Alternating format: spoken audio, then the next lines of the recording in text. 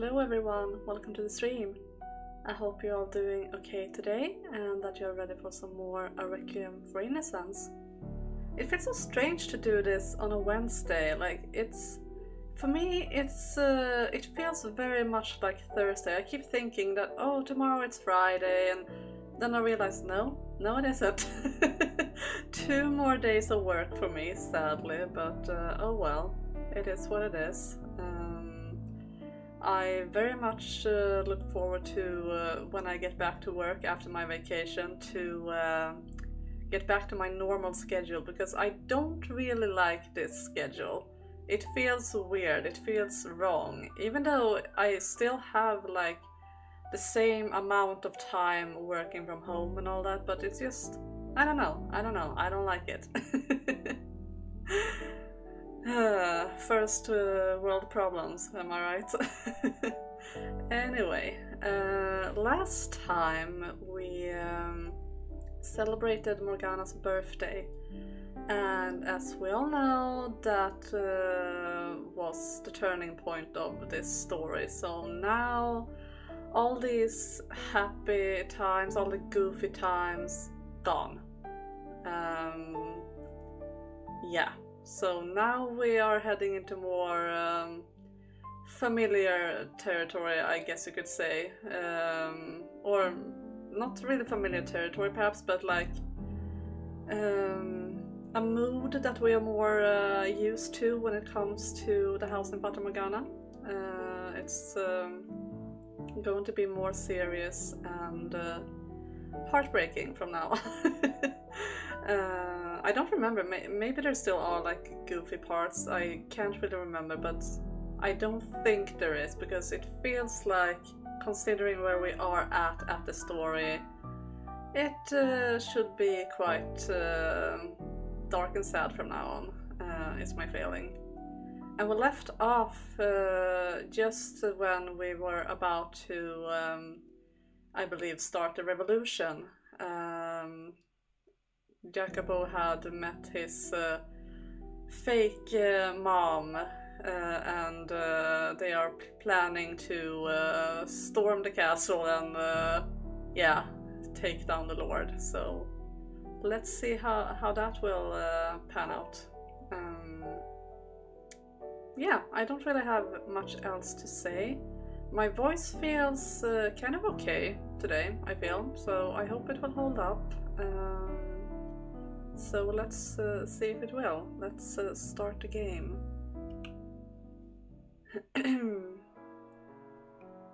Let's see if there's any sound. There, I think that's good for me. I hope it is good for you guys too.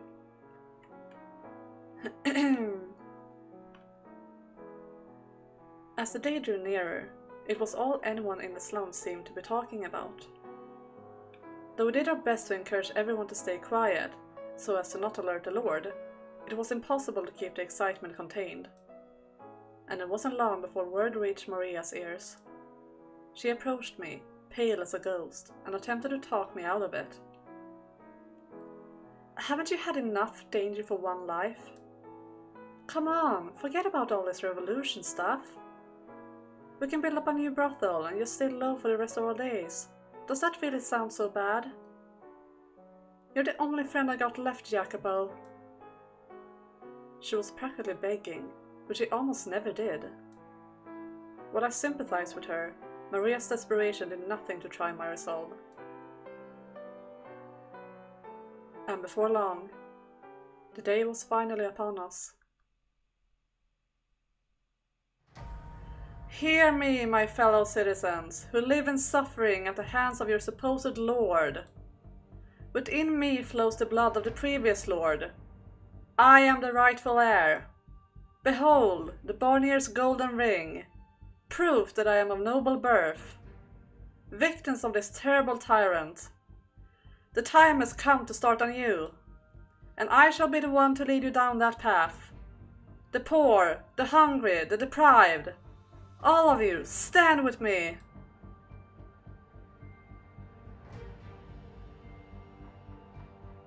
Before we commenced our strike on the Lord's manor, I gave a little speech in the city square. Not because we actually needed them to take up arms and fight with us, but because we needed to make a public proclamation for our position before overthrowing the Lord. They needed to know we were not merely opponents of the Lord, but proponents of the common man. That we had a legitimate cause and a legitimate claim to power. If we were to leave them in the dark, it would only sow confusion and unrest when word of the Lord's death came out. They had to see us as their liberators, not a greater evil swooping in to squash a lesser one. The Lord had been squeezing everything he could out of them for years, sucking them dry, so I didn't expect anyone to actually have the willpower to join us. The important thing was that they knew who I was. But I had underestimated them. A slow trickle of people stood to join us, and by the time we were at the city's edge, we had accumulated dozens of additional men, transforming our little uprising into something of a much greater scale.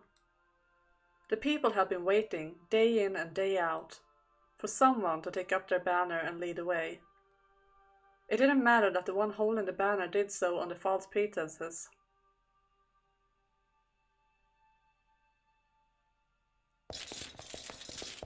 Intruders! We're under attack!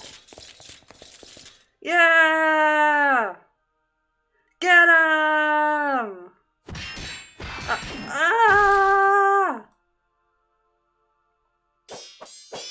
With the added support, our forces rendered the manor's defenses practically useless. Townsfolk flooded the property, overwhelming even fully armored soldiers. Farmers turned the tools of their trade into deadly weapons, plunging all manners of spite implements into guards' necks. It didn't take long for the pungent stench of blood to fill the air. Panicked servants scrambled away from the chaos as quickly as they could manage. And I made my way through the corridors to the great hall, where the Lord presumably waited, Requiem at my side. We're here to relieve you of your head, Lord. Have these savages removed from my property immediately? Yes, my lord. I guess I shouldn't be surprised defenses are heaviest here. Watch yourself, Requiem. You can shove that concern right back where it came from, kid. I ain't about to let a bunch of mooks do me in. No number of these pants little fuckers is enough to take me down.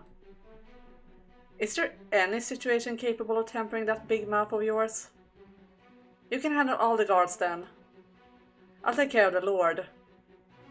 You wanna take the prize for yourself, eh, kid? Normally I'll tell you to piss off. But I'll give you this one. It's what the people want besides. Thank you for understanding. But remember, if you screw this pooch, I'll make sure you're a laughingstock of the whole city.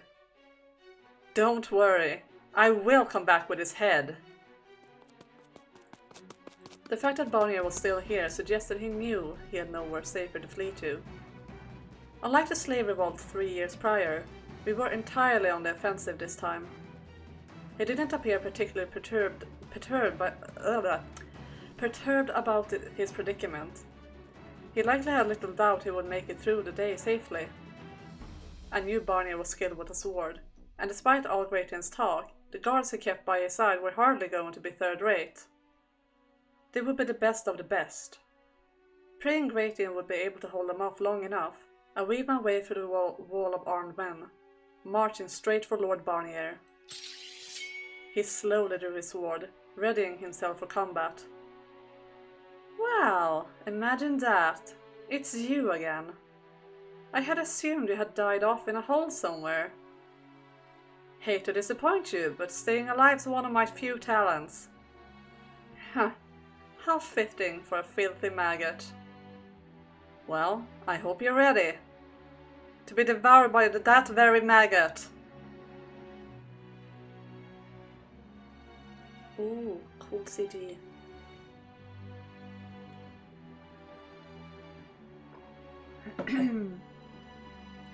It would seem your tongue has gotten rather sharp since we last met, though I needed to remind you how this played out 3 years ago, do I?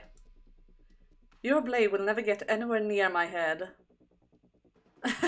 Barney looking like the sanest man as always. Yeah, he looks very sane.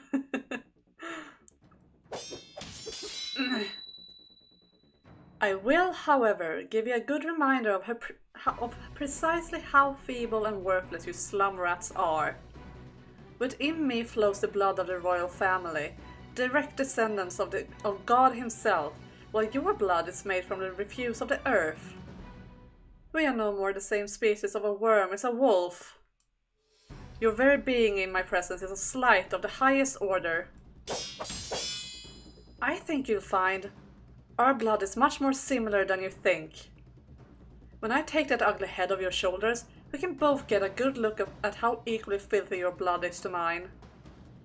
I am not the boy I was 3 years ago. I'll drag you down from your throne on high and show you for the dregs of the earth you really are. You would dare insult me, cur? We traded strikes, going on offense and defense in roughly equal parts. Barney was quicker on his feet and quicker with his blade. When I attacked, he swayed effortlessly out of his path, like a stalk of wheat in the wind. And when he attacked, he was like a typhoon. He had a prowess that could never be overcome with brute strength. However, I had not spent the last 3 years idle. While I could hardly imitate the refined swordsmanship of a trained nobleman, I had a much better grasp on how and when to most effectively put my weight into a swing, how to maintain the ideal amount of distance between us. And there was one other key difference. I had no intention of running. Either I would take off his head, or I would end up a bloody heap on the floor. There was no other way this battle could end. Think about what you're doing, slum rat. About who you're pointing that blade at. An attack on me is an attack on God. It is an act of unspeakable sacrilege. I do find this kind of ironic that he is so upset and like, oh, but this is an affront to God, blah blah blah. Like, yeah? What about you, draining Morgana, a saint? Like, really? Dude? Hypocrite much? He's slightly full of himself? Yeah, slightly. Ha! Little late to take the moral high ground. You that afraid of dying? Then put your tail between your legs and start running. You insolent! I am the rightful heir of the Barnier family. The blood of the kings of old flow in my veins. And I am the ultimate ruler of this land and my people. I would never condescend to turn my back to a worthless rat. Well, don't say I didn't give you the choice. That just means we'll have to keep on doing this. Until one of us is dead. Every swing, every step, every slight shift of balance had a little more weight than the last. But, unlike last time, where the pressure had only served to light a fire under me, it was now building up inside me, growing, taking form. I can now perfectly trace the path of his blade dancing through the air. Back then, the only advantage I had over Barnier was physical strength and pluck, but things were very different now. He was agile, but I could keep up with him. No, I was beginning to overtake him. Allow me to borrow your words, if you would. Perhaps you should save the snide yapping for when you have the skill to back it up. Don't get cocky, you insignificant rat. You treacherous cur! The Lord swung down at me with all his strength, but I managed to parry the strike with little trouble. In that moment, I had undeniable power. Power. That's right. I wasn't powerless. And I could never let myself be powerless again. Ever. And if I couldn't manage that, then I deserved to rot here as the weak, worthless man I was. I had a chance, here and now, to take out not only the Lord, but the me of old as well. The helpless, impotent boy who couldn't even protect the ones he loved. That's exactly what I'll do. I'll show you that I'm not who I used to be. That I'm not that sniveling little boy from 3 years ago. Before long, Barney was coming up against the far wall. You impudent worm! We were both breathing hard, dripping with sweat. The air seemed to waver like there was a fire burning between us. A fire fueled by our own souls. And that heat extended to the entire hall, in staunch defiance of the cold winter sitting beyond the walls. Perhaps the room had transformed into one of the halls of hell itself. Where's your god now, huh? It's time to end this. Your time on this earth has come to an end, Barnier. I readjusted my grip on my sword, repositioned my feet on the hard floor, lining everything up for my final strike, and then threw a little extra fuel on the fire, before breaking into a dash. However... Wait! What? The last person I expected to see stood there between me and the Lord, bringing me to an emergency stop just moments before I would have taken off his head. Jaren? But because I had been running at full speed, I staggered, almost tripping before catching my balance. She reached out, placing her hands on my shoulder, pleading at me with eyes the color of early spring leaves. I could see myself, aghast, reflected in those eyes. I shouldn't have stopped.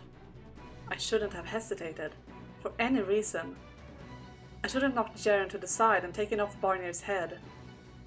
But a torrent of questions rained down on me, entangling me from head to toe like a spider's web. Why? How? What was Jaren doing here? Why did she ask me to stop? Why was she standing between me and Barnier? No. The answer hit me like a bolt of lightning.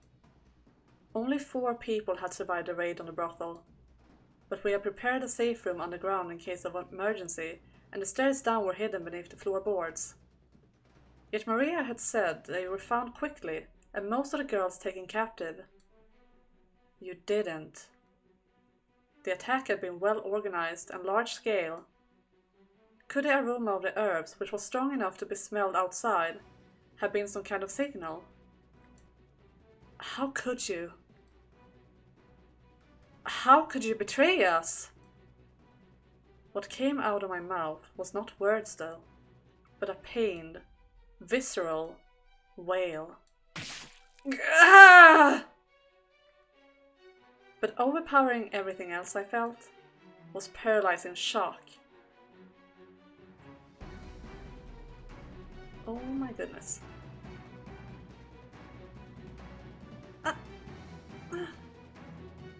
The blade sticking out of Jaren's chest pierced my breast. Our blood flowed down opposite ends of the silver edge, melding into a single stream. I had completely lost any sense of what was happening, left only with crushing bewilderment. Ha!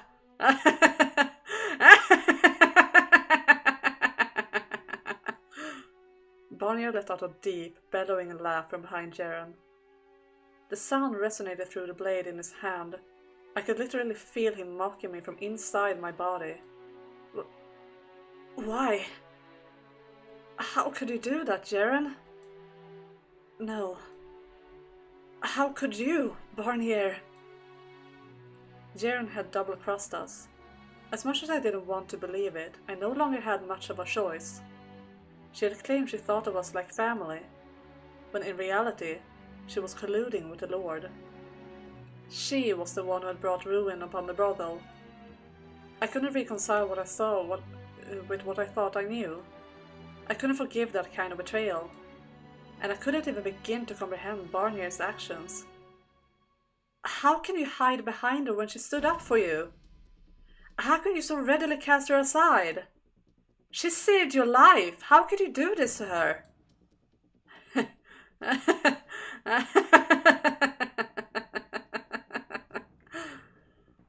What are you laughing at? Look at the girl. Look at her face.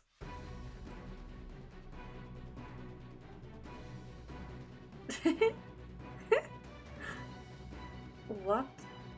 Why was Jaren... How could she possibly smile about any of this? What was going through her mind? Had she gone mad? I never seen her like... Wait. Yes, I had. I knew that smile. All too well. When the realization struck, an almost painful chill crawled up my spine. Jaren was always smiling. She could break the ice with anyone in no time. Hi, Duder, welcome, welcome. She brought laughter wherever she went. She was endlessly cheerful and sincere to a fault. Flashes of our time together rushed through my mind. She was... Presumably, you're thinking the girl's gone mad, but that isn't quite right. No.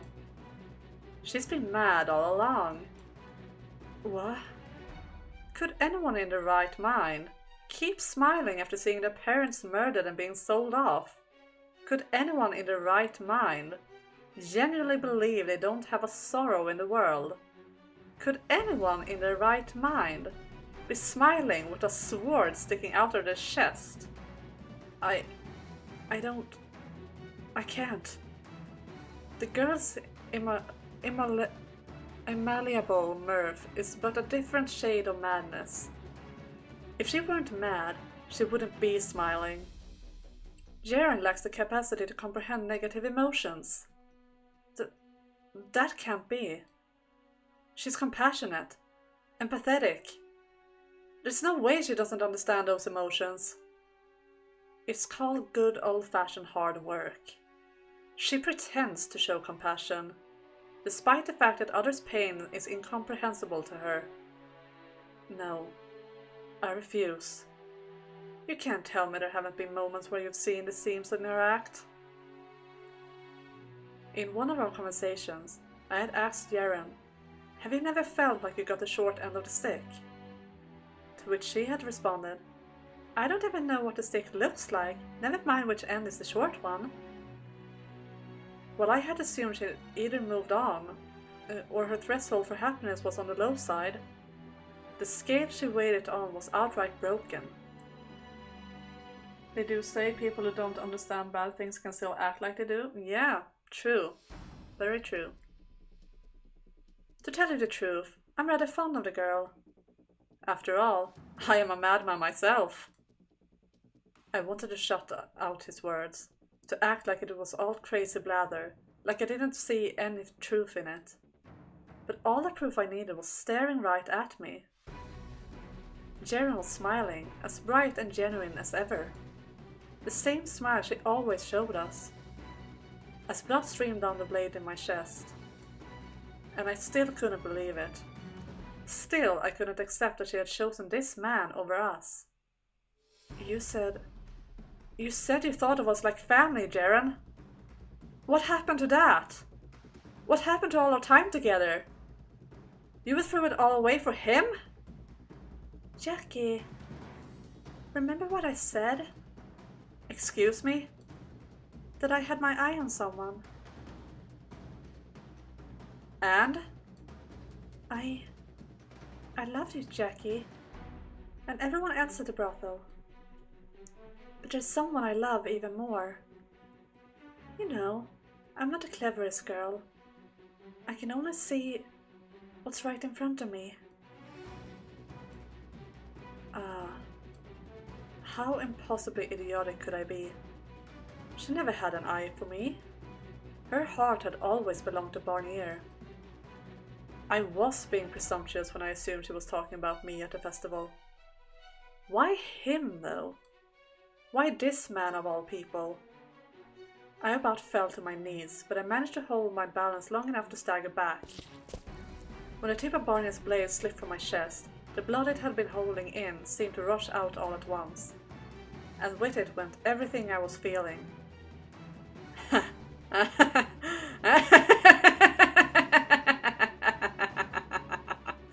Almost feel like we have Yukimasa back, guys.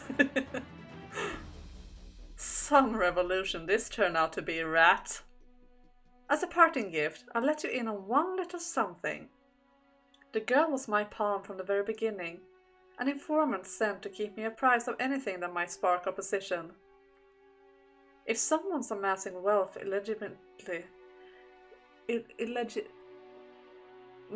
moving on. I have them killed, or forced to surrender all their assets to me.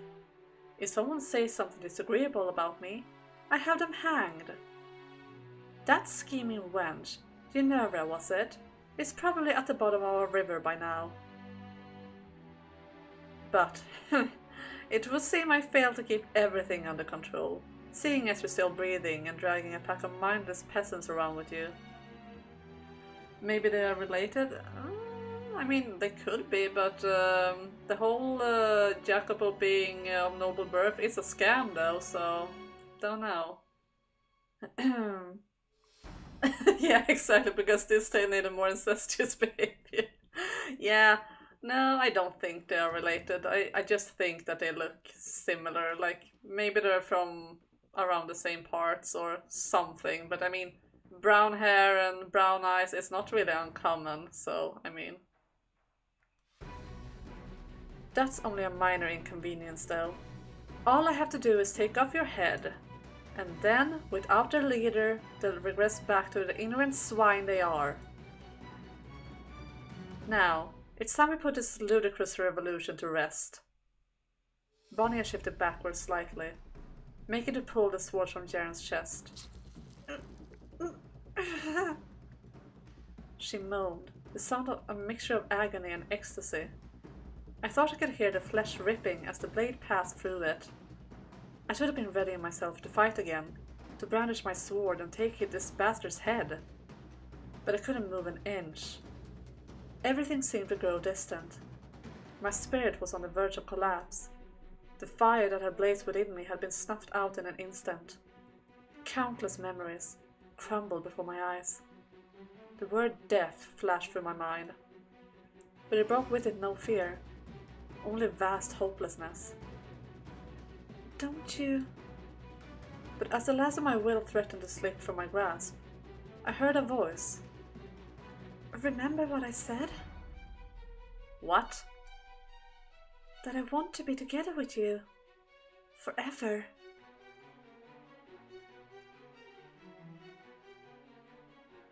What do you think you're doing? Let go of the sword, Jaren. Lucidity came rushing back to me, and a split second later I understood what she meant, what she wanted. I didn't give myself a chance to consider where that road might lead, if I wanted to walk down it, if I wanted to come to regret the decision, or if it was the right thing to do. There was no time to think, only act. I couldn't let this opportunity go, so I shut everything out. My mind, my looming conscience, my sense of right and wrong, my heart. I shoved aside every possible distraction, rekindled the near-extinguished fire of my rage, let out a visceral howl. Ah!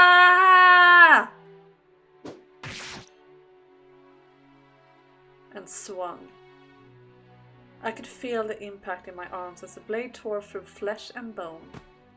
Jaren's lifeless body dropped to the floor with a thud.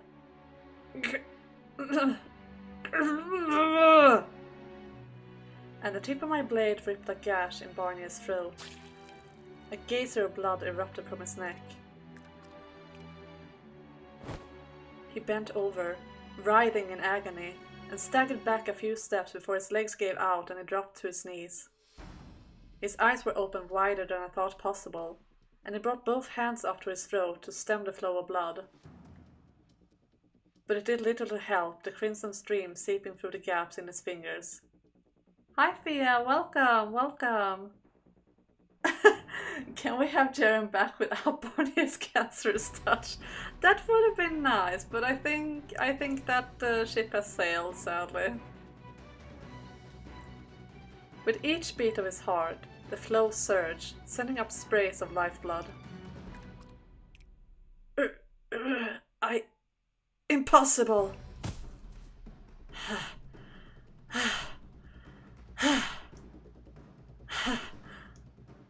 I was right.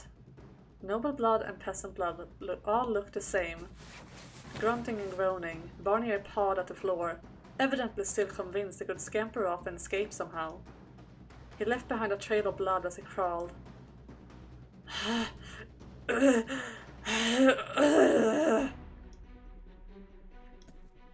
It was, by all rights, over. However, there was still one last thing to take care of. I marched over to the Lord and placed my foot on his back, slamming him down into the ground. She deserves to be in the next story? Yeah, that could be possible. I mean, I have no idea actually if she is, but we can hope for it at least. She deserves something better, definitely. Mad or not mad. I'm not leaving without your head, and I owe it to Jaren to reunite you. Wait! If you kill me, the neighboring counts are sure to intervene, before you even realize what's happening. Does she really do? I don't know, like, the only bad thing she has done is this, I think, so I don't know. She's cute though, so, I mean, she will be missed. Put down the sword, and I'll spare you. You'll spare me? You're in no position to be sparing anyone. You're either a fool or a hopeless optimist. You're not a lord anymore. You have no power. You're just a sick worm. And the counts? They won't be an issue. I'll be taking over for you after all. Is that so? And how are you planning to do that? You're a peasant. You never entrusted me with a ring that bears the Barnier family crest. I used that to make myself out to be the successor to a royal family. And what will you do once you faked your nobility? You have no experience, not the faintest idea of how to be a lord. Hi Senso, welcome, welcome! I think your madness makes her much like a clueless puppy. Yeah, sort of, yeah, agreed. So, I can agree with that, actually. I'm sure I'll govern better than you ever did. You're out of your mind. A peasant like you couldn't govern an empty plot of land. Not that being a noble makes one any more qualified, as you more than clearly demonstrated. I'll take your seat, and then I'll take the world. Ludicrous. Think very hard about this, boy. Killing me will be a mistake you can never fix. Put down the sword. Does death frighten you so much you would deign to beg for your life, Lord? Like I said before we began, though, the only way this ends is with one of us dead. I pressed my sword against Barney's nape, then leaned into it hard. The blade sank into his flesh, the gash spreading like a crack in glass.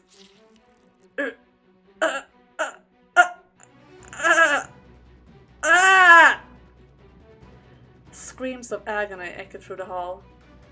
All the blood in his body seemed to be trying to escape through the gaping hole, creating an ever-growing pool of red around us. Before long, you two will be driven to madness. Excuse me? By the time you figured out what it means to be a lord, you won't be the kind-hearted friend of the people anymore. Living this life, having no one you can trust, it'll eat away at you. And then you'll... Enough. You'll be your own executioner. Enough!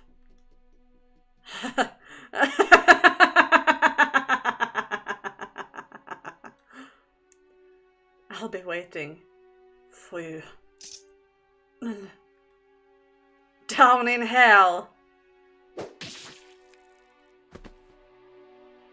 Well, it was nice knowing you, Bonnier. You were a very pleasant dude. Um,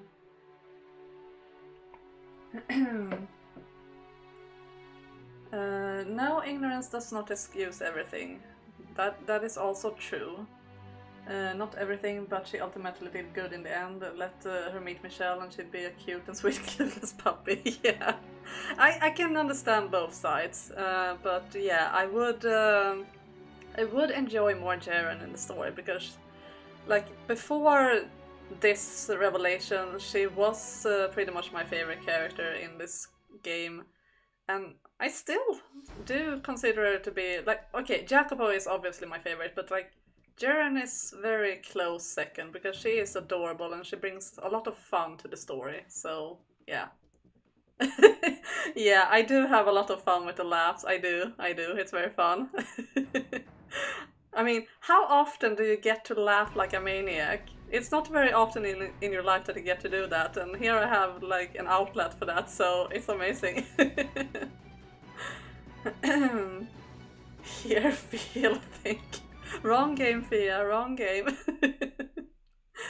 I'd like to be a servant at Barnier's party. No, Quill, I don't think you would want that. And I don't want you to be that either. That would be awful. Here, every guard and every rebel. I have here the Lord's head taken by my own hands. You have no reason to fight any longer. Put down your arms, all of you, and cease this meaningless battle. A revolution has come to pass.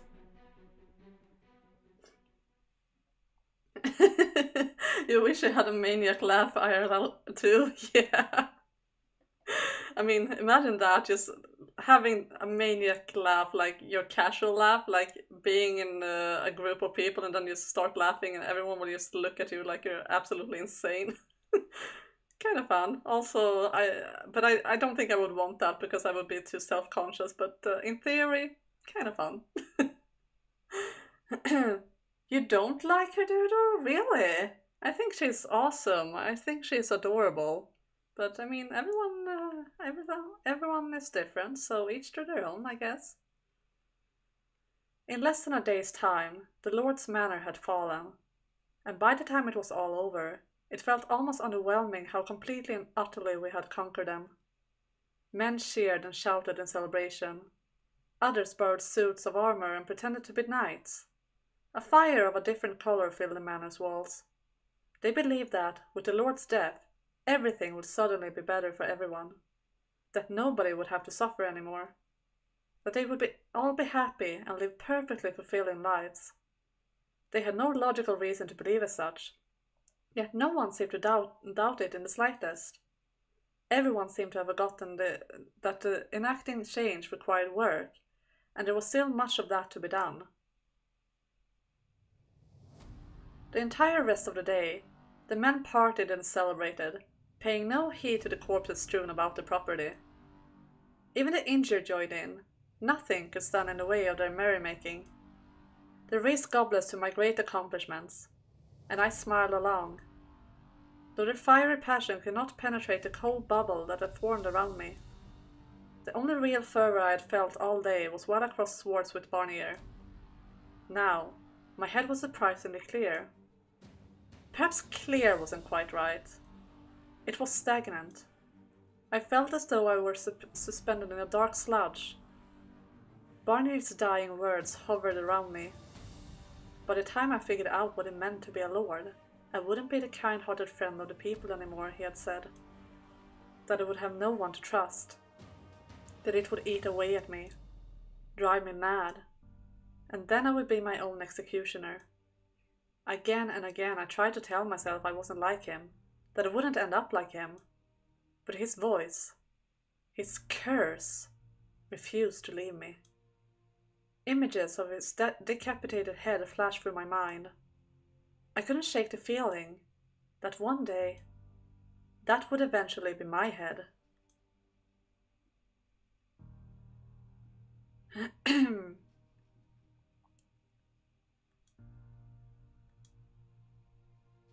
Well, there you are, kid.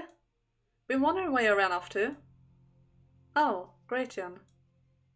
How goes it? That sure ain't the face of a man who just pulled off a goddamn revolution. Your wound hurting? I got something that can make the pain go away if you want some. Ah, there we go. Here she is. Take one of these leaves and grind it up at the back of your mouth. You should start tingling right at the back of your head in no time, and then all the pain's gone like it was never there. It's some pretty great shit. If you don't mind getting a little loopy for a bit, anyway. But after all that, it ain't like you're gonna need to think straight for a while. So what do you say, take a few? I think I'll pass. It does hurt, but I can handle it. Then why the long face? You're a hero now. People are gonna be looking up to you. And that ain't a great look. What's with the big rock? I don't remember seeing this here before. Please don't touch it. Strong pain med loopy sounds right. Yeah, casual drugs, exactly, Will. Yeah. It's Jaren's gravestone. Ah, so that's what got you down in the dumps, huh? I mean, I get it. I sure as hell didn't see that one coming either. Talk about a shocker. Sweet little thing like her in bed with the Lord. Women can be fucking scary creatures at times. I don't even want to think about what kind of shit she was scheming while she got all chummy with us. There was no mask, no facade, no scheming. She was always just being herself. You out of your mind, kid? She played us for months, not the tiniest hint. If that ain't a facade, I don't know what is. She never believed herself to be lying to us. Assuming Jaren genuinely didn't grasp the concept of sadness or fear, that she was incapable of experiencing negative emotions, then it does kind of add up. She loved the Lord, while also enjoying her time with us. To her, they weren't mutually exclusive. To her, feeling both was not wrong. Well, it looks like you're a lot better at arithmetic than me, because that don't come close to adding up in my head. Or maybe you just don't want to accept that it was all a big fat lie. Perhaps. I'm not Jaren, and I don't know what she had with the Lord, so all I can do is speculate. And perhaps I do merely want to believe that she was a part of the family. Requiem, could I ask you to keep this from Maria and the other girls? You sure? You have nerve pain. Oh, I see. That's not good. And that's fine. You're absolutely fine to lurk. You are very welcome to. That doesn't sound good at all. I hope you feel better soon. Regardless of what Jaren's actual feelings were, I don't see any reason to sully their memory of her. Fair enough, I guess. Not like the dead can make their own case, so the least we can do for the ones they left behind is not taint their memory. That someone knows how to bring him back, that is. Indeed. You sure everything's good, kid? What are you so concerned about? I mean, this is years now. When we leave, you'll be staying here. And I just want to make sure you're really up for it. If you want, I could take your place. Pardon? If you think being in charge will be too much to handle, I'd gladly take it off your shoulders. Hell, we both know I'm more of a fighter than you. I could have taken Barnier out without him getting so much as a scratch in on me. What do you say? I'll do it. Don't be stupid.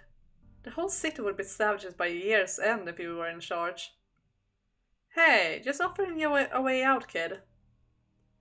It's my burden to bear, and I have no intention of passing it off. I'll have myself back in order by tomorrow. Well, if you say so. But don't forget, you're in this for the long haul. Don't worry, I can handle it. So, do you have any specific plans moving forward? The woman you were conspiring with, Ginevra, was it? They offed her, didn't they? She was hardly the only noble hoping to see Barnier overthrown. I'll have to start by building up a solid foundation of supporters among the nobility. Do we really need the Dick Squad on our side, though? Why don't we just cut ourselves off from all that crap and start our own country? A place just for us. No royalty or nobility to rob us blind.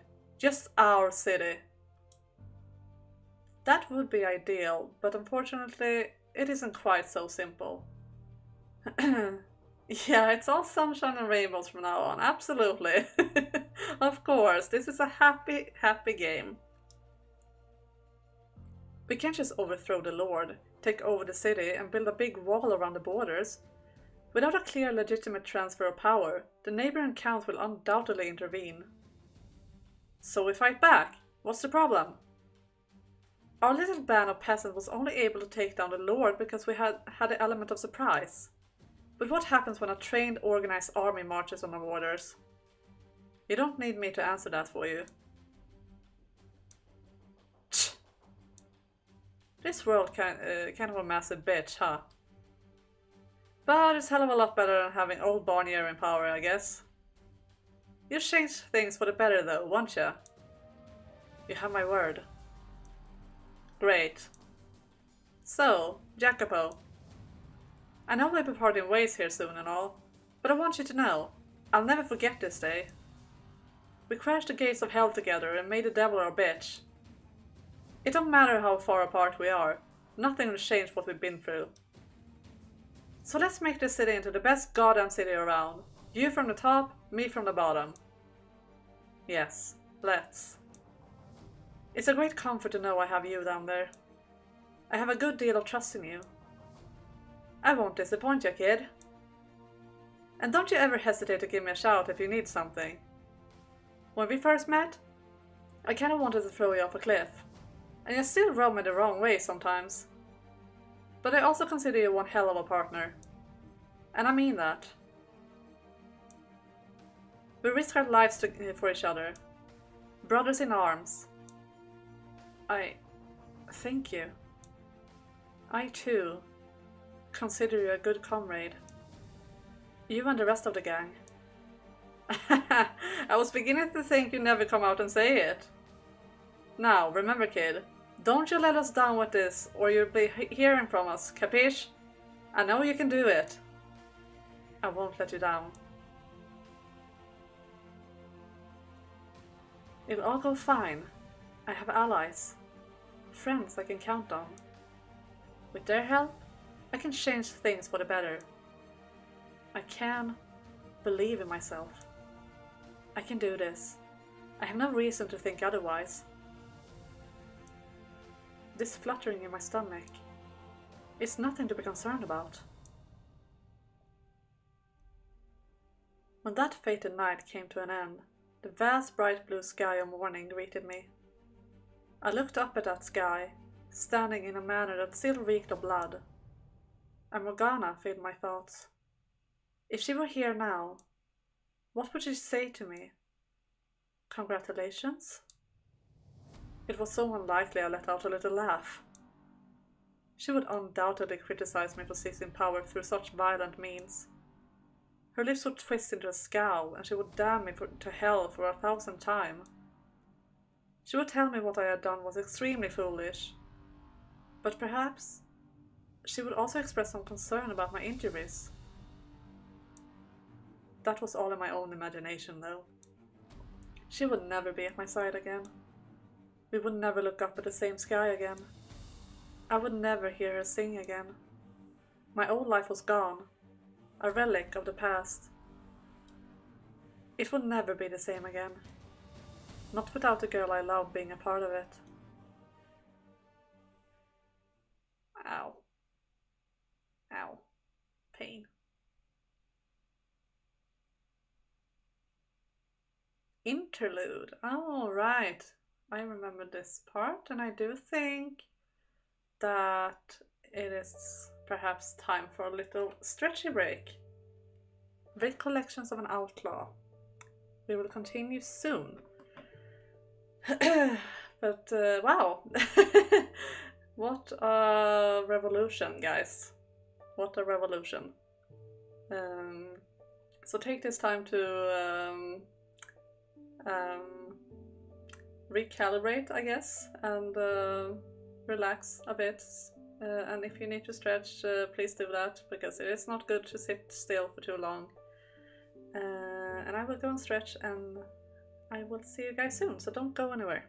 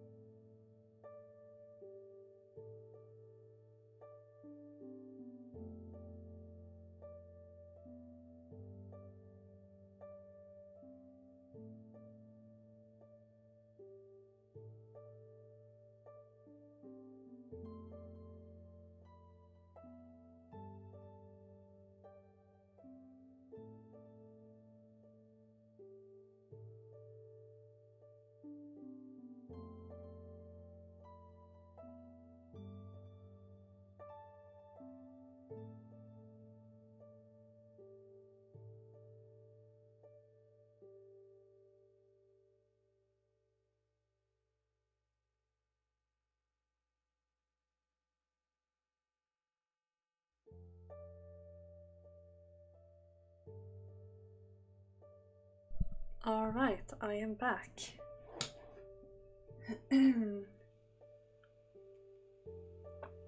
I hope you all had a good, relaxing time while I was gone. Time for more story. Recollections of an Outlaw. Wait, what is that button doing? Stop. There. That scared me.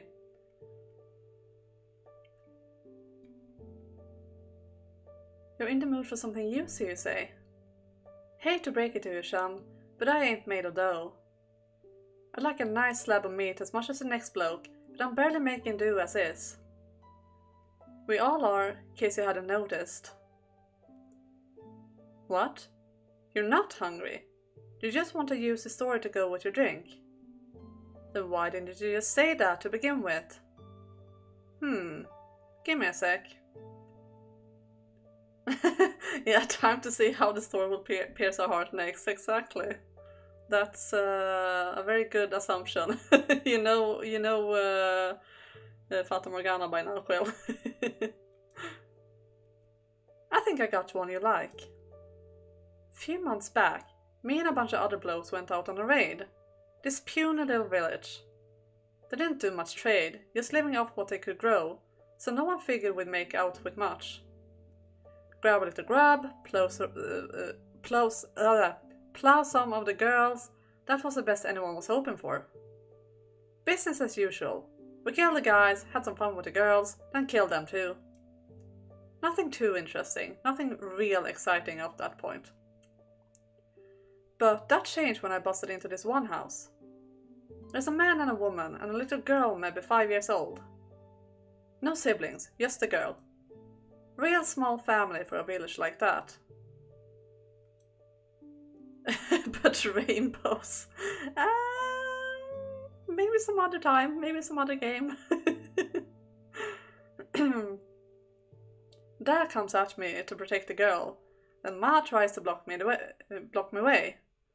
No surprise here, I kill them both. Couple of unarmed farmers, easy as snapping a baby's neck. That left the kid. Wasn't like she could do nothing, so I didn't have to kill her. But you know how the stupid things get, crying like it's the end of the bloody world. So I figure I'll run her through before she starts howling on me, right? But get this. The kid smiled at me and said, "Where are you from, mister?" Couldn't believe my ears. Girl, your parents was just killed. By me. And I'm coming to kill you next. How the hell are you smiling, and how the hell are those the first words out of your tiny little mouth? Creeped me out, truth be told. So much as I lost all interest in killing her. So I dug around for anything worth taking, and then went on my way. But this damn kid, I tried to leave, and guess what? She fucking follows me. Doesn't want revenge or nothing, just smiling like a fool. I'm a patient bloke, but this was beyond the pale. I yelled at the stupid thing. "Why the hell are you following me? Piss off!" And she gives me this confused look and says, "I'm bored. Everyone else stopped moving, so I have nothing else to do. But you're still moving, mister." Her damn head was spinning. She was maybe 5, yeah? I could understand her being a little stupid, but she should have known right from wrong enough to know to be scared of me. You had to be out of your mind to come trotting after the bastard who just offed your parents. And I'm pretty sure that's exactly what her problem was. She wasn't right in the head. I tried to get her to piss off, but she wasn't hearing it. The other guy started talking. Maybe we should just neck her, right? Then one guy says with a big smile, "What's it we take bets on what it takes to make the kitty cry?" So we did just that. We started placing bets. Give her a good yell and she'd cry. Knock her around some, that'll do it. I say yank out a 2 for 2. Rip off her nails one by one. And finally, plow her till she breaks. We went round and did everything we could think of, our absolute worst. Not like we ever pretended to be good people, but it ain't every day I see a bunch of grown men taking turns knocking the hell out of a 5-year-old girl. So why did you?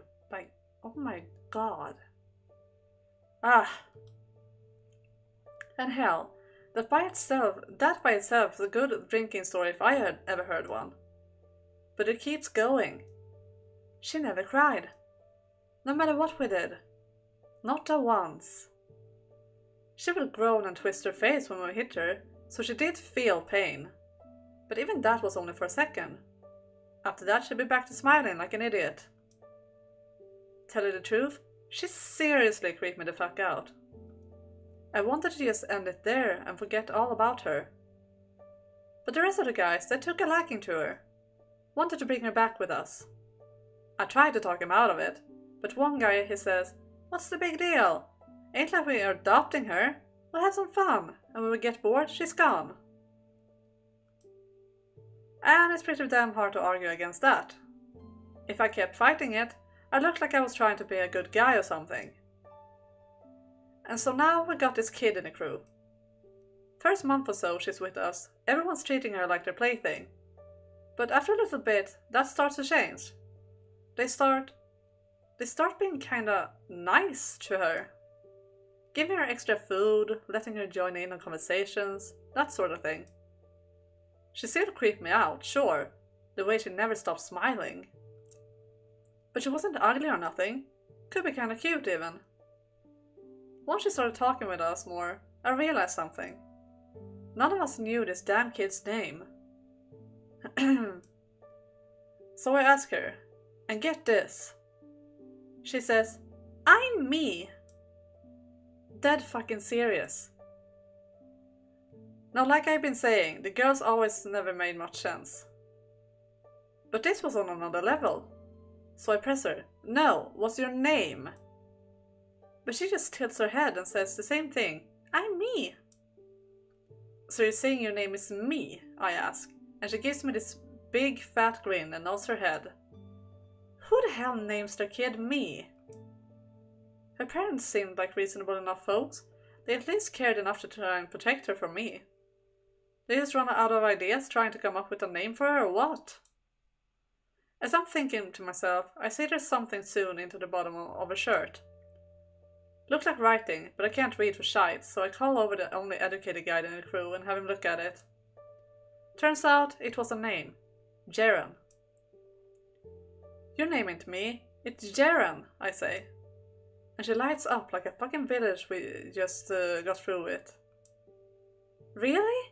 My name is Jaren? I never knew.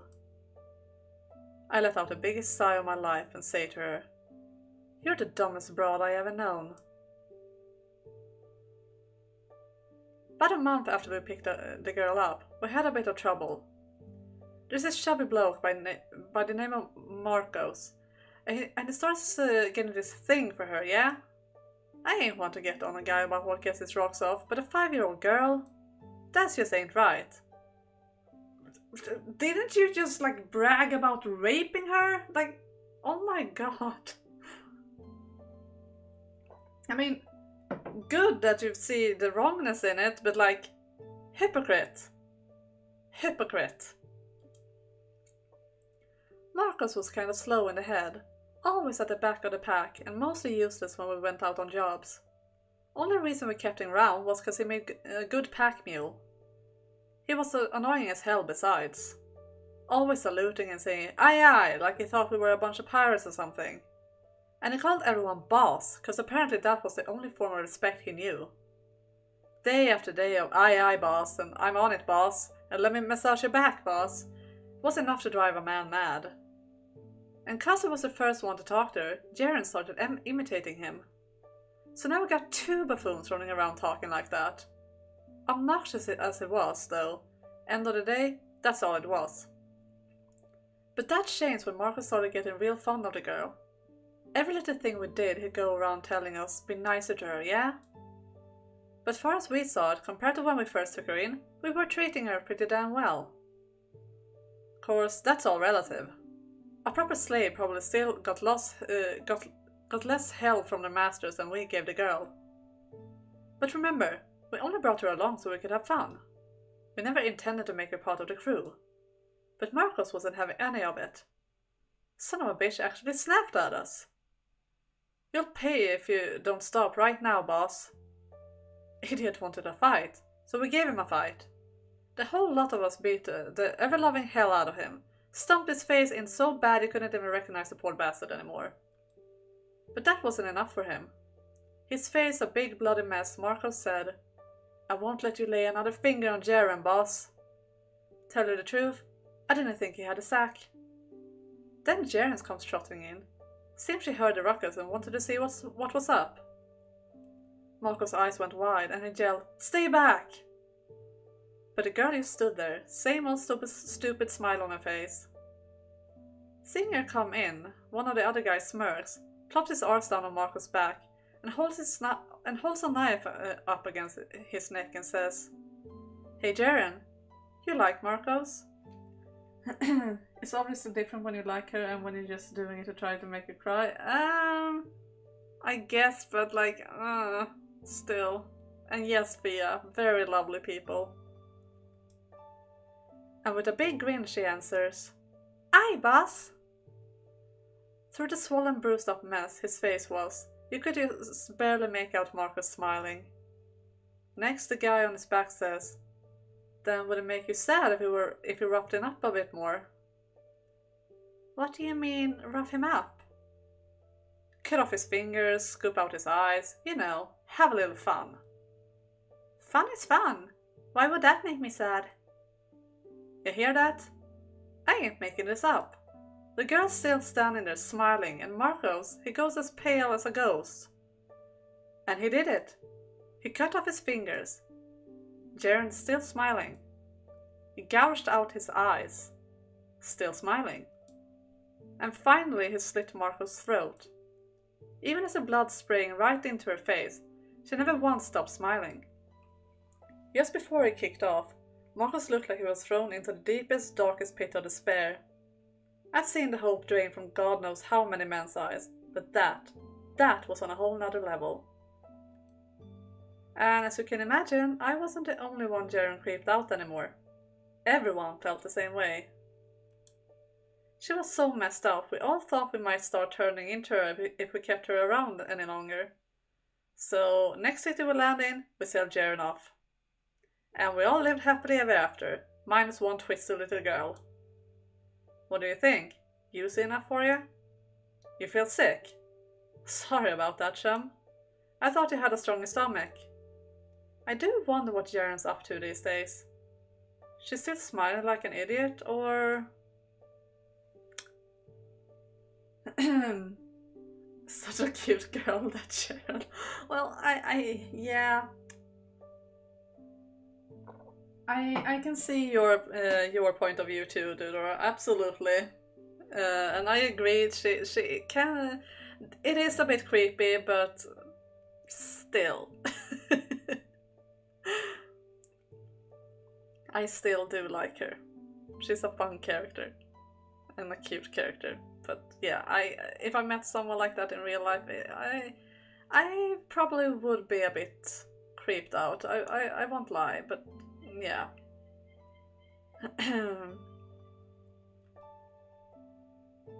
Good day to you too, sir. Thank you so much for all your hard work. Yes, that's correct. This is where our slaves were when they were stolen, as I described when I reported it. What? The number of stolen slaves I gave you doesn't match the number you heard from the other sources. Ah. No, I had no intention of deceiving you. I simply assumed it wouldn't be a problem because I wasn't claiming we lost more than we did. Yes, I understand. I beg your pardon. I should have reported the number correctly. I will do so in the future, so please, if you would look the other way just this once. Why did I report fewer slaves were stolen? I imagined you would find that curious, yes. Why would anyone want less of the lost manpower returned to them, indeed? It's quite simple. I did not think it would be any great loss if she were not to come back. Oh no, she was a fine worker. And she didn't cause any trouble either. You want to know about the girl? I doubt it will be of any help to your investigation, but I don't mind telling you. I warn you, it's not a terribly pleasant story, though. Maria's been outclassed in the drowning indeed. Oh god. But yeah, true, but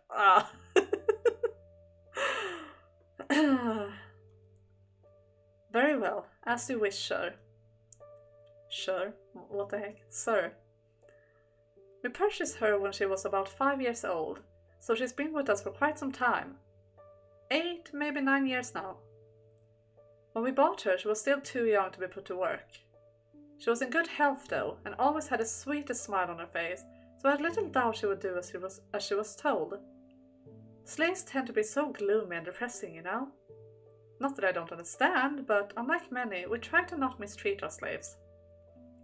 As long as they do their work, they have nothing to worry about. The best slaves, I think, are the ones who aren't so dreary as to be infectious and make us feel guilty. The girl's name was Jaren, and while she talked rather funny, she was as bright and cheerful as I had hoped. And she was always smiling from ear to ear. You hate yourself for it. Don't, Quill, don't, it's fine. We need to be able to laugh about these things, otherwise we will go insane. For a while, it felt like we had a brand new member of our family. I was so taken with her, I almost considered adopting her instead of keeping her as a slave. And how did I go from wanting to take her in to not caring if she didn't come back? It's rather difficult to explain, to tell you the truth. Yes, that's right. She never caused any trouble. She never stole anything, and she never refused to work. She never cried, and she never got upset. No matter what happened, she always did her work with a smile on her face. That sounds like the ideal slave. Yes, you would think so. And I have no complaints regarding her work. Neither did my husband, nor our servants. I imagine I'm the only one who would be happy to never see her again.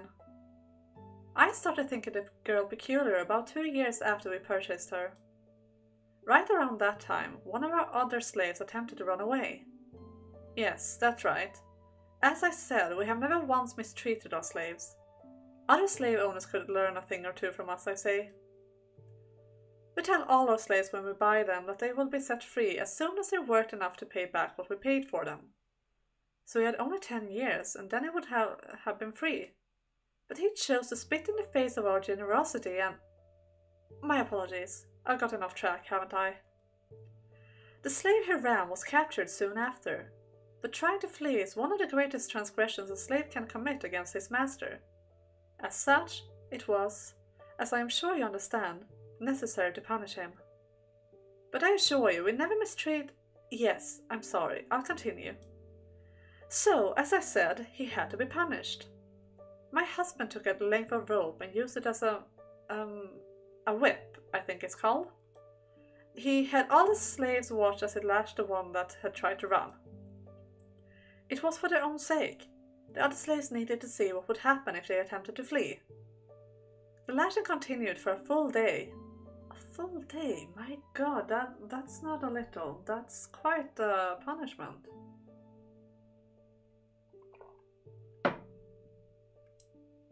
All the slaves present reacted differently. Some averted their eyes, some cried, some looked on trembling, but it was clear they were afraid, which meant the punishment had served its purpose. For everyone except Jaren, that is. Yes, that's correct. She simply smiled. At first, I thought my eyes were playing tricks on me, but every time I looked over at her, I saw the same thing. As the slave being lashed screamed out in pain, Jaren didn't even flinch. She just stood there, smiling. Just looking at her gave me the chills. The poor guy's arm, I mean, yes, but like, no. Just no. He could have just not beaten him, like no. I mean, probably poor master's arm indeed. I wonder if it was the master who did it though. I feel like they would have like maybe given that job to someone else because it feels like dirty work. Like Deirdre says, you will be quite tired in your arm if you do that for a whole day. But like, I don't think the guy using the whip is the one having the worst time here. I really don't. My husband thought it curious as well, but it wasn't nearly as put off as me. She was 7 at the time and a hard worker, and he said there was no issue as long as she didn't cause any trouble. But that completely misses the point, you know? She gave me the creeps. I wasn't comfortable with her around. But of course, my husband has the final say. I couldn't defy him. So I did my best to forget that day. I couldn't get the girl out of my mind though, no matter how hard I tried. My gaze was drawn to Jaren, and I noticed quite a bit as I observed her more carefully. Say one of the slaves hurts himself while working. You might expect another slave to ask if he's alright, to help patch up the wound, to volunteer to take on his responsibilities for the day, to show concern and compassion. But Jaren, she would just smile and go on her way, not a word. She was hardly perfect either, is anyone though, and she would make mistakes occasionally. Everyone slips up, and we try not to make a huge fuss about it because we sincerely value our slaves and the work they... My apologies. In any case, we can simply brush such mistakes off, so we make sure to admonish them whenever something happens to ensure things run smoothly. But even as I scold her, Jaren's still smiling. As I'm sure you can imagine, it's hard not to feel as though you're being disrespected.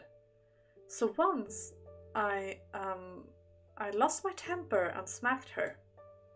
It was only the once though, I swear. I'm not a violent woman. I hate raising my hand to anyone. I was sure that, if nothing else, would make her cry. But still she smiled, with half her face red and swollen. I was so perplexed I came straight out and asked her, "Why do you not cry? I just hit you. How can you keep smiling?" And she said, Why would I cry? I'm not sad about anything. Pressing the issue further, I discovered she had evidently never felt bad for anyone in her life, including herself. Can you imagine? How terrible is that? It's not right. So I decided I needed to teach her how she was supposed to act. I taught her that when she saw someone get hurt, she needed to show sympathy. That when she was being reprimanded, she needed to show remorse and a desire to improve. Jaren listened carefully to every word I said, and before long she started putting my teachings into practice. At first I was relieved. Jaren was finally a regular girl. She showed concern, compassion, regret. But it was all an act. She acted sad when someone got hurt, and then she turned around and was smiling again. It never lasted more than a few moments. Emotions were but a flash, there and then gone before you realized. It wasn't normal, wasn't human. She didn't genuinely feel sympathy. Beyond the surface, she was no different than a girl who smiled as a fellow slave was being whipped before her eyes. Jaren had learned nothing. Unable to bear it anymore, I went to my husband again. I told him she wasn't normal. There was something wrong with her. I implored him to do something. But my pleas fell on deaf ears. She was a good worker, he said. We couldn't ask for a better slave, he said. Oh, but it couldn't have been any more wrong. He wasn't the one who had to look after her. He had no idea what she was like. How unsettling it was merely being in her presence. How deeply upsetting it was. My apologies. I'm fine now. As you can imagine, I'm not particularly fond of Jaren. So it was a weight on my shoulders when I heard she was one of the stolen slaves. Why are you giving me that look? You think I'm the one who has the problem? You think there's something wrong with her, just like my husband? One look at her smile and you know I'm telling the truth, that she's not simply a little eccentric, that there's more to it than that. I can't take it anymore. Is there no one who will understand me?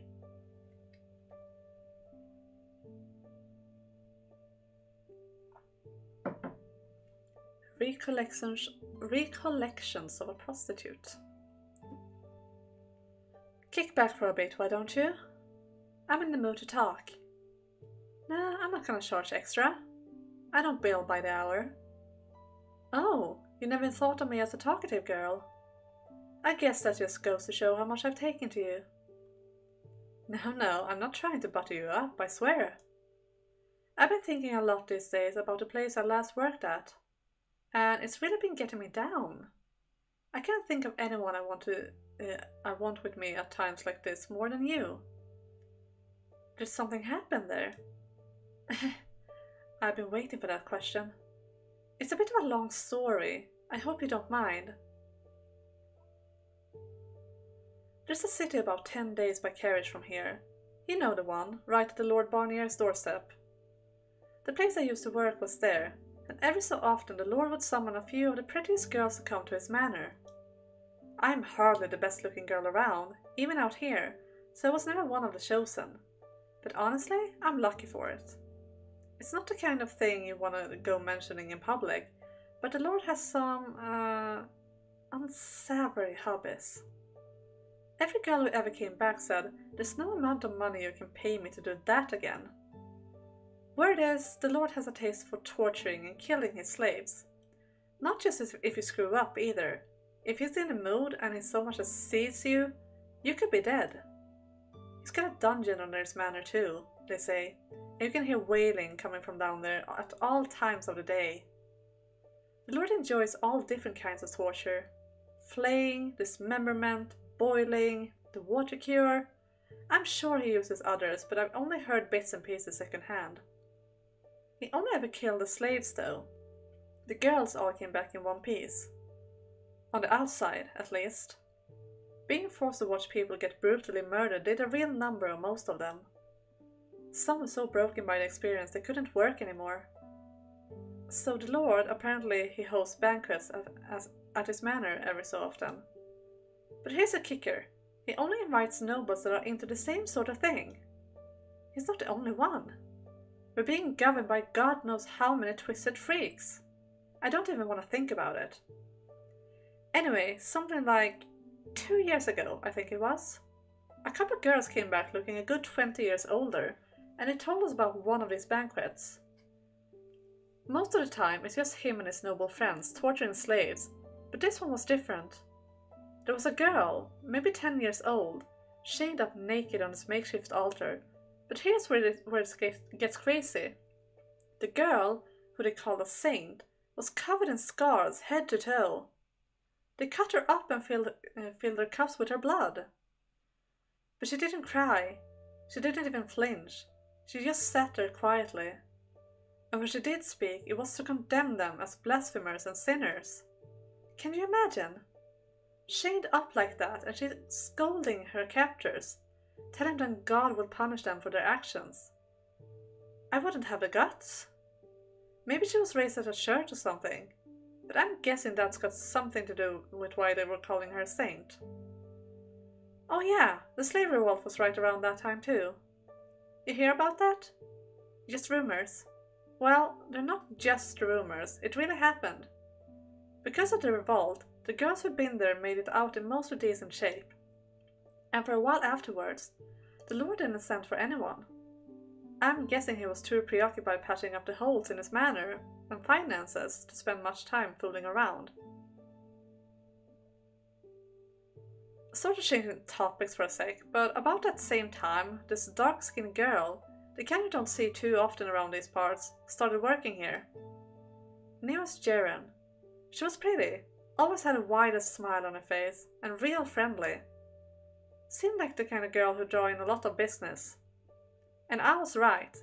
Within a couple of weeks she had already picked up a few regulars, and our manager was going on about how happy he was with his purchase. About a month in though, we started getting complaints from one of our customers. He said she was being condescending with him. I brought it up with Jaren, but she said she had no idea what he was talking about. So I assumed the customer was just imagining it, or full of it. You get guys like that all the time in this business.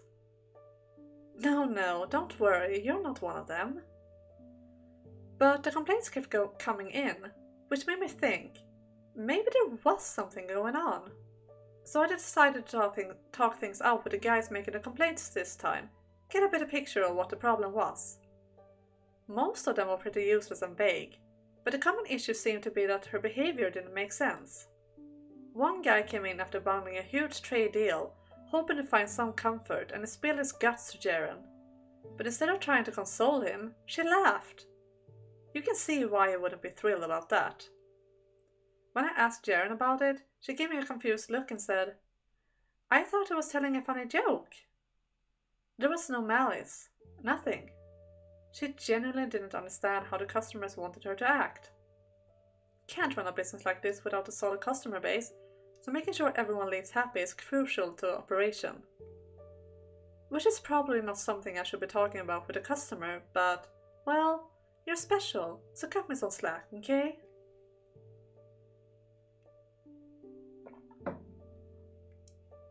Anyway, something had to be done about Jaren. We couldn't risk more dissatisfied customers. So I figured the best thing to do was give her some training. Here's how you should react if a client brings up such and such, and here's what you should say if they're looking depressed or upset or whatever. How and when to be reactive, and how and when to be proactive. Jaren was a quick study, so it wasn't long before she was putting my lessons to work. I would have been happy with just reducing the number of complaints to a more normal level, but Jaren improved so dramatically we heard nothing but praise from then on. Say a patron was looking a little blue, she gave them a big pouty face and say, What's the matter? You can tell me anything. Oh no, that's terrible. I feel awful for you. Is there anything I can do to help? Anything at all? Just this constant stream of comfort, almost to the point of being excessive. She had gone from bright and energetic to sweet and sympathetic as well. On the surface, anyway. Every condolence she offered was completely fake. She was acting, and I knew, because I was the one who had taught her how. There was nothing wrong with that, though. We're not in the business of genuine human interaction after all. Thinking back on it now though, I probably should have taught her what the real thing felt like, rather than just show how to fake it. About a year later, the Lord started sending for girls again. We all knew he was a madman. That was common knowledge. But he paid well, and everyone always came back alive, so we reluctantly complied. But we were wrong. He did kill the girls this time. One came back alive, but she was missing an eye and half an arm. She was in no condition to go back to work. Even just going about her daily life would be difficult. We were aghast. But things only got worse from there. The next time the Lord sent for us, we panicked. For one, no amount of money was worth what waited at the Lord's manor. And two, it was impossible to run a business if your employees kept getting killed. So we attempted to turn him away. But his messenger simply said, "The Lord will not take no for an answer." We either complied, or we were all executed for treason. What little hope we had left crumbled. We were screwed either way. So we fought among ourselves like a pack of wild animals. "I'm too ugly, you go. I have more regulars, you go. No one likes you anyway." Pure chaos. I was, of course, part of the brawl. And here's where she comes in. Jaren. More lovely people, yeah. The world is full of them. And especially in the house in Fata Morgana. Everyone's in a big mob, clawing each other's faces off, and she just tilts her head and asks, "Why are you so afraid of the Lord?" Seeing that stupid, clueless look on her face, just about everyone in the room burst a vessel. "All right, we'll send her," we said, and it was decided. Jaren smiled, not bothered in the slightest, gave us a cheery "See you later," and went off to the Lord's manor. To no one's surprise, she never came back. We figured she had been killed. A week or so later, the messenger showed up again, asking for more girls. By this point, the manager was furious. He demanded to speak with the Lord in person, saying if something wasn't done, the whole brothel would collapse, and he'd put his life on the line to prevent that. Seeing him so resolute, I felt a newfound respect for him. I also thought he was a complete idiot, but I still respected him. After all, there was no way the Lord would be open to negotiation. That much was obvious from everything he'd done. The manager and a few assistants set off for the Lord's manor, and about 2 weeks later he returned. Or, his head did. His assistants managed to avoid death, so they were able to tell us what had happened. No one was exactly thrilled to hear more twisted tales about the Lord, but we listened anyway, and no one could have imagined what they told us. Jaren was there, with the Lord, alive and well. Not only had she not been killed, he had apparently taken quite a liking to her. The manager was surprised to see her too, but he figured it was as good a chance as it would ever get. If Jaren would speak up in his favor, the Lord might actually listen to her. So, emboldened, the manager pleaded with the Lord, begging him not to harm the girls, that we wouldn't be able to send anyone else otherwise. And for attempting to oppose him, the Lord ordered the manager to be executed. The manager, however, entreated Jaren for help. "If you have a heart, Jaren, please, tell the Lord not to take my life. I have people who need me." Without hesitation, Jaren nodded, saying, "You think you can maybe let him live?" That seems a bit, I don't know, disrespectful for a whore to speak to the Lord like that, but he didn't get upset with her or anything. He really had taken a liking to her, apparently. The Lord nodded and said, "I offer you a choice then. Jaren, you may have whichever one of the following you prefer. Either I spare this man's life, or you can have my full attention for the rest of the day." The manager and his assistants were baffled. How is that even a decision? How is a man's life, A man who had employed her for more than a year, no less, comparable to a little attention. But they were even more baffled by Jaren's reaction. She thought about it for a second, and then blushing, she said, I want your attention. Everyone's jaw dropped. How different things would have been if Jacopo and would have kept her around. Yeah, I mean, it's not like they didn't want to keep her around. She was part of the raid and probably got sent for by the Lord to come back or something. So, but yeah, it would probably not end well either way, because she's definitely insane, and it would have shown sooner or later probably.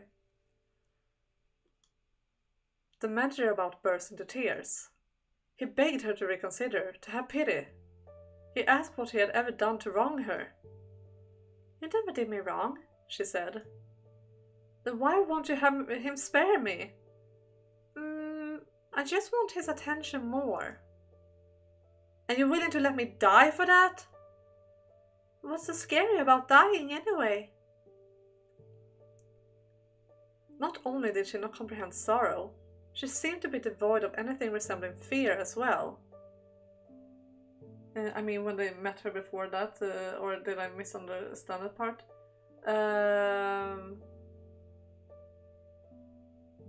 Wait, do you mean like now in this story? Because this is not the same brothel. This is probably the one she was at before. If that's what you're meaning. Or maybe I misremembered something. I'm not sure. But yeah, either way, it probably could have been quite different, I think. Which explained why she had so much trouble sympathizing with people suffering, why she was always smiling, no matter how bad things got.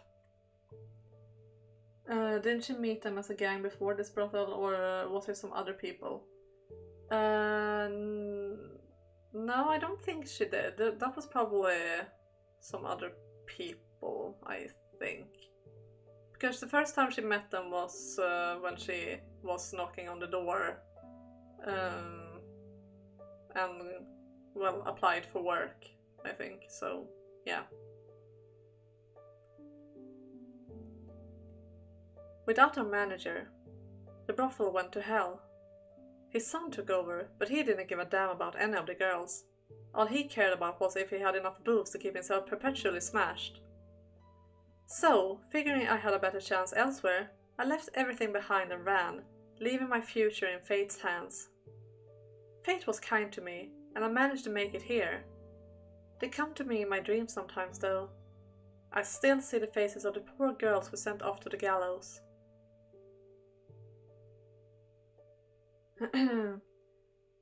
I thought I hinted to it with I have seen this smile before. I think that was more Jacopo remembering that she always smiled. Like it wasn't something new. At least that's how I interpreted it. Like she was just like remembering that it's not weird that she's smiling in this situation because she is always smiling. I have seen it before. I think so, at least. What? Where am I again? Awake again, are you, whore? Ah!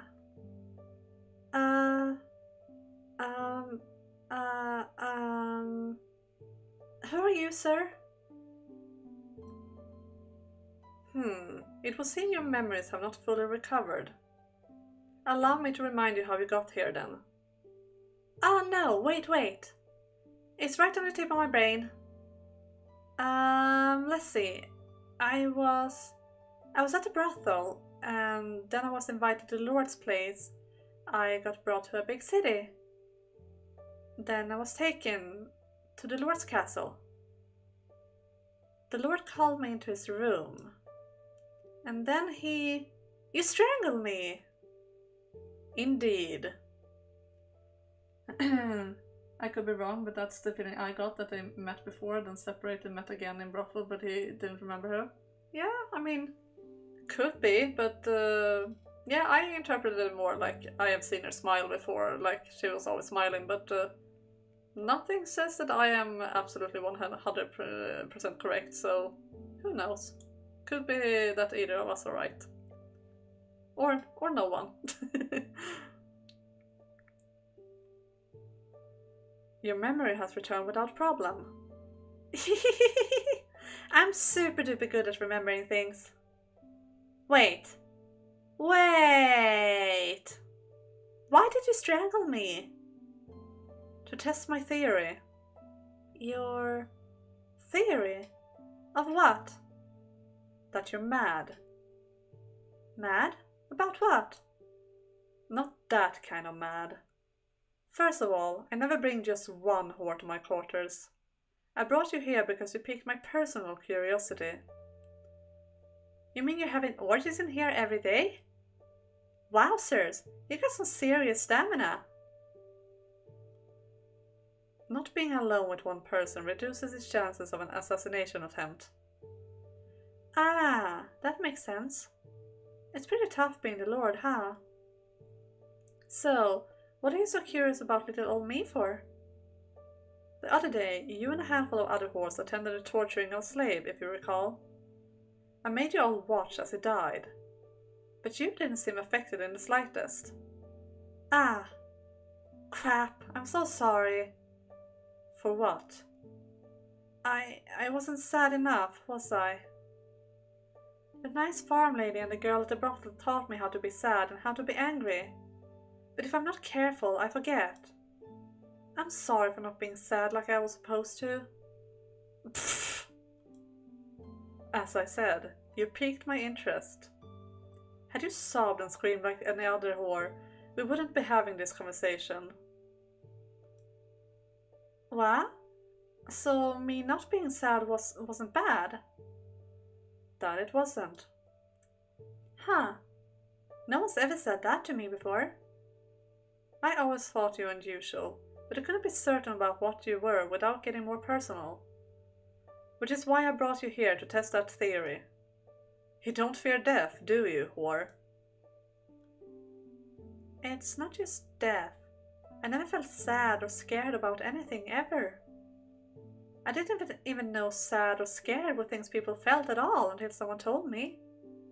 But now I know all about them and how you're supposed to act when you feel them. I just don't know what they actually are. Truly fascinating. Tell me more. Huh? What do you want to know? Let's see. Tell me your whole life story. Tell me everything, as far back as you remember. Wow! No one's ever been this interested in me. This is super nice. Alrighty then, I'll tell you everything. Don't hesitate to conk out if you get bored. And ta-da! Here I am! What do you think? As boring as I thought it'd be? Hardly. That was easily the most engrossing childhood story I have ever heard. I can see how they became fond of each other. Yeah. I mean, she probably is just happy to have someone be interested in the real her, that she doesn't have to fake around. And he's just happy to have someone who is equally mad as him, I guess. Woohoo! Smiling as your parents are killed before your eyes. I'm hardly one to talk, but you're one thoroughly heartless girl. I still wish I could do that over.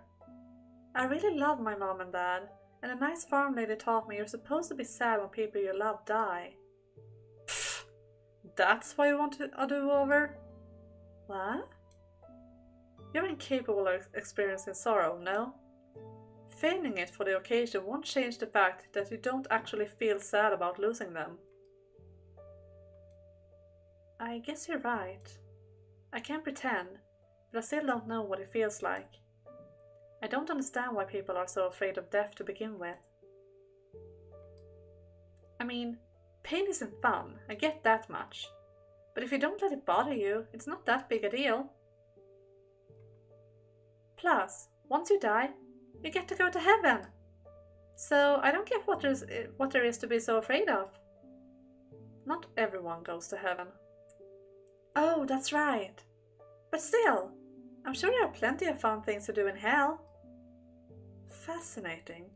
You truly are twisted to your very soul. And they say opposites attract. Here it is exactly opposite of that. Yeah, I mean, I think that statement is only true partly, I feel. I mean, I do feel like similarities can attract as well, so... If you don't let pain bother you, she's a Zen master. Yeah. Oh, but I do sometimes feel disappointed. Do tell. Like, I sometimes wish I could eat my mom's supper again. And I feel left out when everyone's talking about how weird I am. Maybe sad is just like an even stronger version of that. I get the impression your entire experience of negative emotion is fundamentally distorted. So I don't know if you can say that. Jaren. I? Would you like to remain with me? What? Normally I send horses back to where they came from when I'm done with them. But I'm offering you the chance to stay here with me. Are you?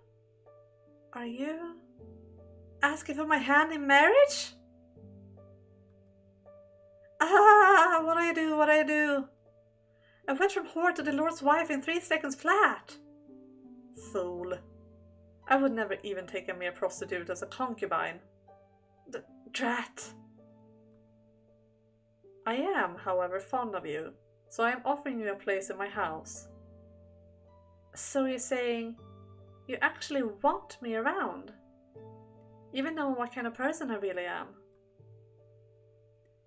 You could say that, yes. Wow, no one's ever actually wanted me before.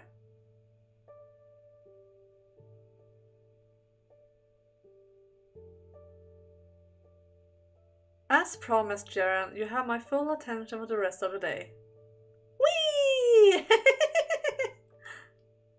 Honestly, it shouldn't surprise me anymore how twisted you are.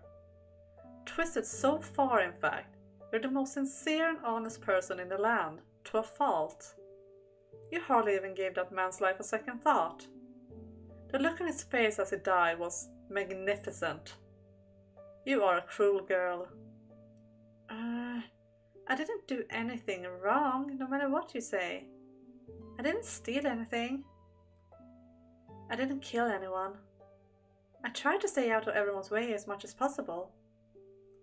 So you actually have some concept of right and wrong, which means you understand that I am a wicked man. I was taught a difference, yes. Fascinating. Yeah, she's scary, honest, yeah. Very true, very true. However, simply knowing the difference is of no use. If you don't feel the repulsion it's supposed to elicit. Knowing full well that I was acting maliciously, still you selflessly chose my affection, sentencing that man to death. That's not what I... No, I guess you're right. I guess I did let him die for my own selfish desires. Looks like I still got a lot to learn. No, you stay exactly the way you are. As I said before, you don't need to put up a facade around me. Don't act sad if you're not sad. Don't act angry if you're not angry. Don't feign pity for someone you don't care about. Be you. But everyone says Your natural self neither disgusts nor disturbs me. In fact, I greatly prefer you that way. No matter how many slaves I kill and torture for my own entertainment, you never leave my side.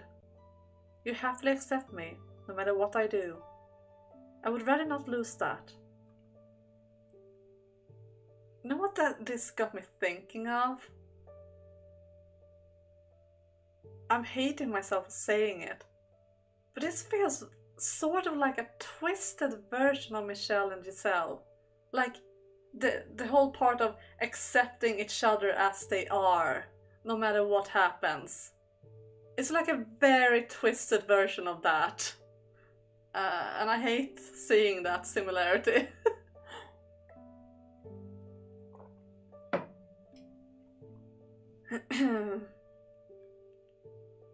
The evil twins, yeah. Don't stand so far away. Sit down beside me. Aye.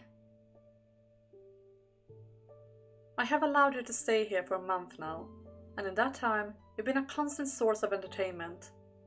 And you express no desire to leave either, despite being well aware what kind of man I am. The same goes for you, Bonnier. You want me to stay even though I'm such a weirdo. The difference between you and I, though, is that I kill and you do not. You know, I've been wondering. What? Why do you like killing so much? It would seem your perception of me is slightly inaccurate. It is not the act of killing I enjoy, but the look of dread and despair on a man's face as his life is ripped away. There's a difference? In your mind, perhaps not. I'd kind of like to know what it's like in your mind then. I told you my story. Maybe you could tell me more about you, Bonnier? Not that I blame you if you don't want to tell a prostitute like me. You're not a prostitute anymore. I'm not? Then, what am I? You're my property. Ooh, that sounds super nice. So, to answer your question, and guys, I'm looking at the time here, so I'm thinking we'd save Barnier's story for next time, because I am that evil. Because I have a feeling that this might drag on, and I don't have that time today, sadly. If it had been a Friday stream, maybe, but it isn't. It is a Wednesday stream, so cliffhanger! Yay!